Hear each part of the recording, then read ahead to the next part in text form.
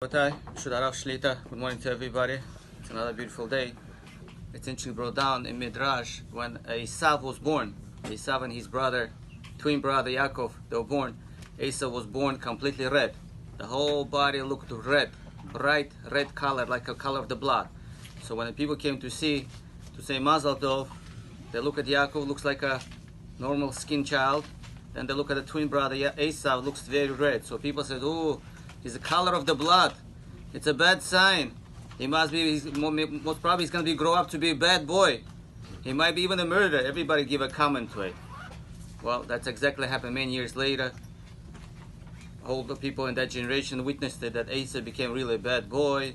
He became a murderer. Exactly what people said, that's exactly what happened. We see now, let's look at later on in the history. There was another person who was also born the same color as Esav, completely red. The whole body was red, the color of the blood.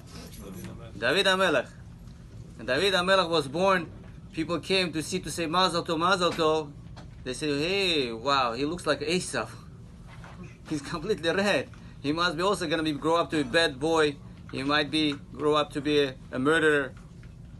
Even Shmuel HaNavi, the prophet Shmuel, that was at that time, that had a Ruach HaKodesh, was a very holy, special man. He also said, "Well, it doesn't look like he might end up being like Esav or like a murderer." Now, David HaMelech, he did spill blood, but he didn't spill Jewish blood. He used to defend and protect the Jewish nation. So anybody came to the war to fight against the King David, David was the first one to protect us. He was a good warrior, so he did spill blood, but it was Palestine, Palestine. In Torah it says Palestine, so Palestine. So just in order to protect and defend and build Jewish nation. We see how careful people have to be with their words. People came to see a child and they say, "Oh, he doesn't look like a good boy. Oh, he looks like Esav HaRasha." We have to be careful with our words, because the words, they create the reality. When we see somebody say, even the kids are already grow up, or anybody, "You're a good boy, you're a good child, you're a good girl, I believe in you, you're very smart, you're going to make it, you're going to get accepted to a good college, you're going to have a good career, you could keep Shabbat, you could put on tefillin, I believe you could wake up earlier in the morning for slichot." It's what we put it to the other person. It's like watering a flower. If you water a flower with a good, clean water, it's going to grow well. If you don't water a flower, it's not going to grow. But you could water a flower with the dirty, poison water. You're going to kill the flower if it's a poison water. So it depends what we water another person. So it's how careful we have to be. Not only when a child is born, anytime, even the big kids and even adults. It's all about how much we believe. The most successful people in the world, somebody believed into them. Somebody believed in them. Somebody inspired them. Somebody said something to them. It's like one person I know, he went through yeshiva for many years.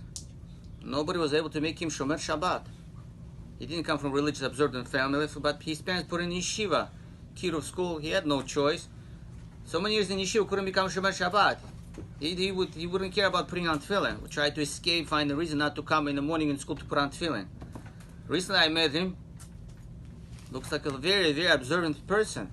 What happened? He tells me, "Rabbi, I got married." He met a girl that really believed in him, and he's just repeating his words. She told him that "You are a tzaddik, you are righteous, you're a very special soul. I believe in you, I love in you, you're a spark of Hashem, you're a big light.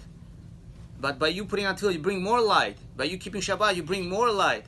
She just told him certain words which he never heard in school, he never heard from his parents, he never heard from his friends. So he said, "Rabbi, somebody believed in me.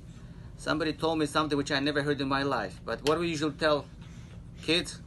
"Are you good for nothing? You're not going to make it. Drop your school. Go to become a barber. Make some money. Forget about college. It's not for you." We don't believe in another person. It's all about believing, inspiring. This is the power of the words.